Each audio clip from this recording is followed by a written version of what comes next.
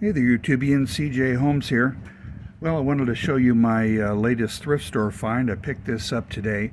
I'm desiring to learn vintage electronic repair and restoration. I have some old radios and record players and TVs that I would like to learn how to fix. I know the learning curve is rather extensive on proper electronic repair. I don't want to blow myself up nor set the house on fire, so I'm taking my time with it. But one thing I've been looking for is a tube tester. I've actually been looking for any tube tester I can get my grubby paws on. I've acquired two of them.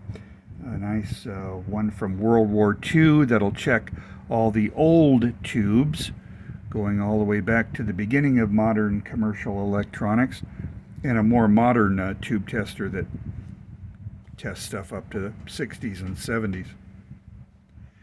However, I came across this,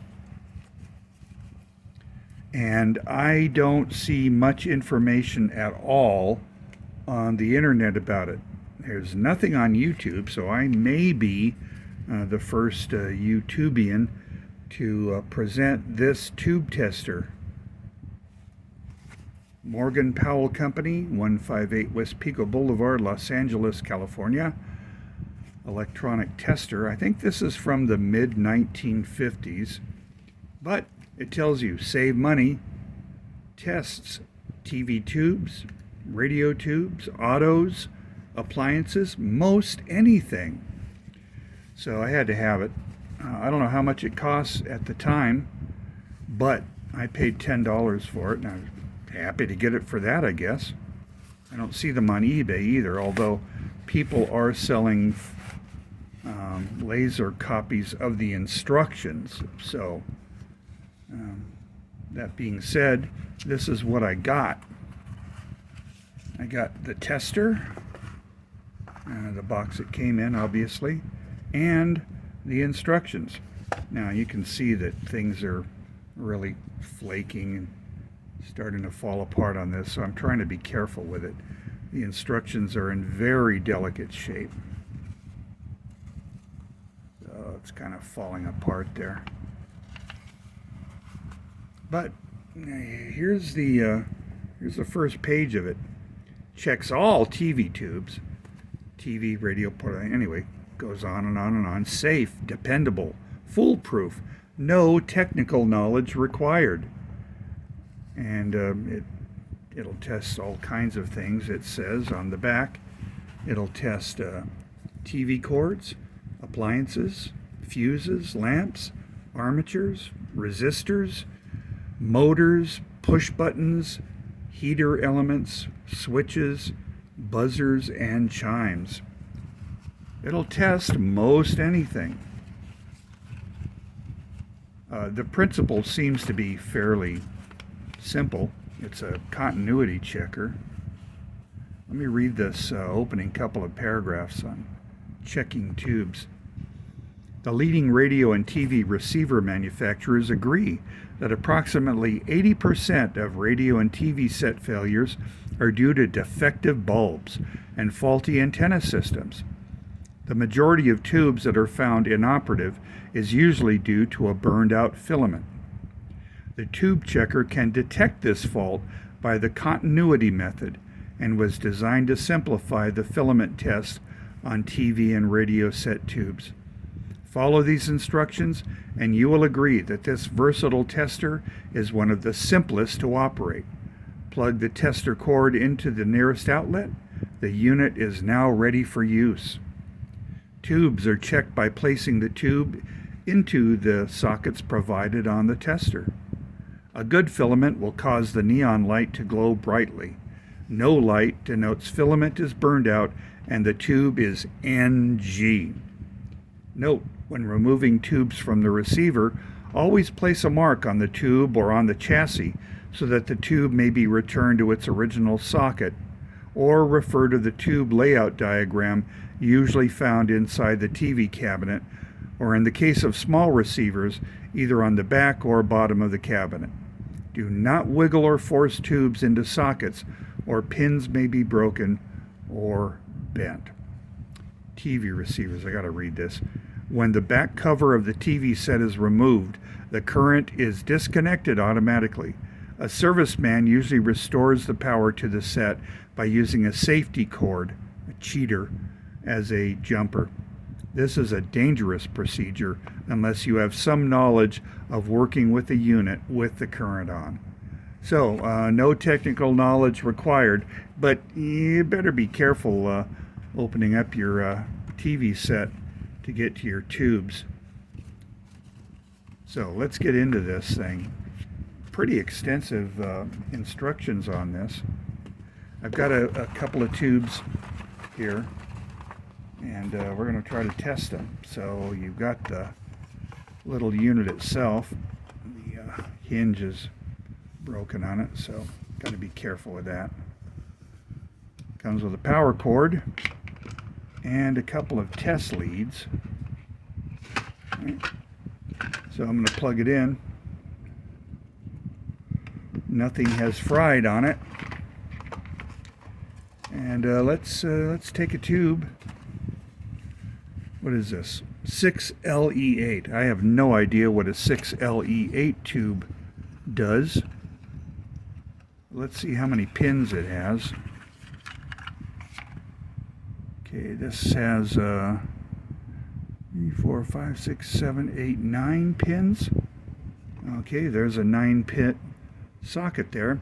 So if I plug this in, this neon light should lighten up. Yay, I've got a good tube. At least I know the filament isn't shorted or open, I guess. So there's a good tube there. Now let's test another one. Here's a 6BN6. Again, don't have a clue what it does. I did pick up an RCA receiver tube manual that covers all these awesome tubes, what they do, what the pinout is on them. So what is this? What did I say? A 6BN6. It has 7 pins. So there's a 7-pin socket. See if I can plug it in. Looks like I got another good tube. I wish I had some known bad tubes. I may have some laying around. I'll see real quick. That one works. Let's get us a bigger one. I couldn't find a Loctite tube, but I'm kind of assuming that's going to work too. This is a 6J5 CBS. Let's plug him in. Okay. It lights up. I guess I got another good tube. Now, another thing, the instructions say that you can use these jumpers to test. I'll give you an example of what they have to say. Open this up carefully again. You can see here it's discussing the use of the jumpers. I've got an example here of a tube that will cause pins 2 and 8 to light up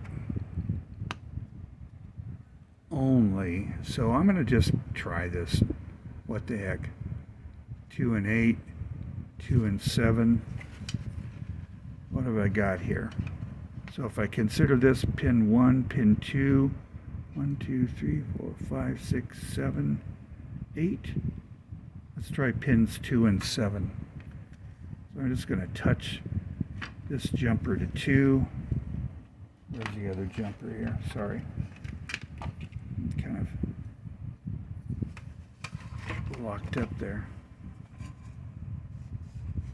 All right, let's see if we can make this work.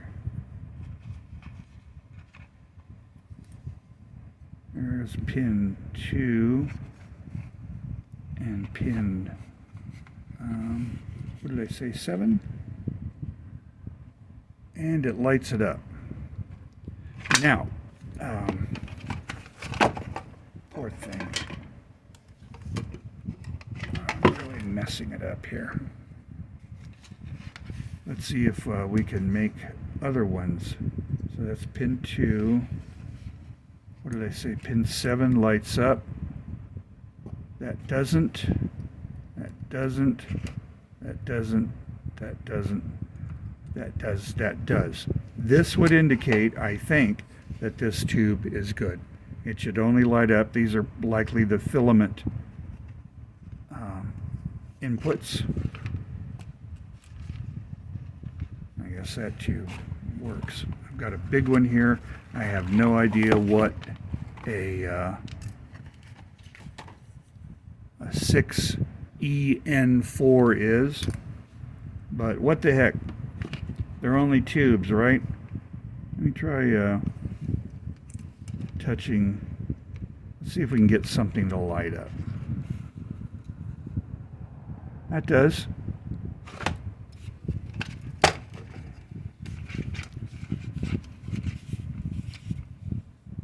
That doesn't, that doesn't, that does.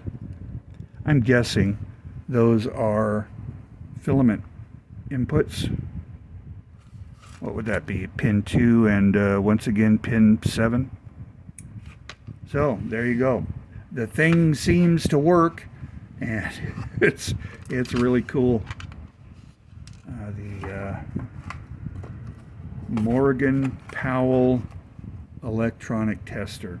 I guess you can test fuses and other things. Again, it's just a continuity tester. I don't know what's behind here other than a resistor or two. Really don't know. There's no way to open it without kind of troubling that rivet. I'm not going to take the chance. It's working now. So that's my find. And again, if anyone knows anything about these testers, I would really be interested in having your input. But that's what I got. That's my story. I'm sticking with it. Hope you enjoyed it. Have a nice day.